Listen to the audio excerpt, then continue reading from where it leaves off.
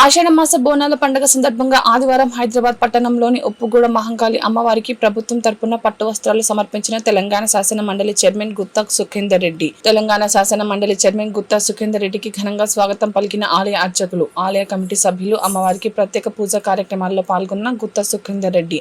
అనంతరం గుత్తా సుఖేందర్ రెడ్డి మాట్లాడారు.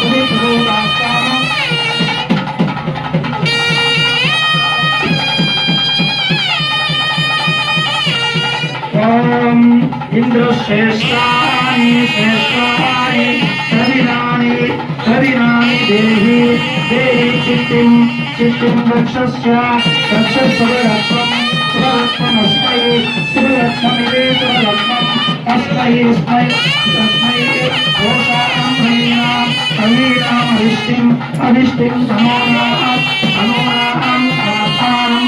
स्वात्मानं वाचा सुदिनत्वमन्नं सुदिनत्वमिति सुदिनत्वम् अन्नमिच्छन्नं ततो देवतां रुद्रेण देवतास्तुष्टुम्बे बन्धं वै मिथुनं तस्मात् बन्धात् मिथुनं प्रजायते प्रजाच्चै प्रजायते.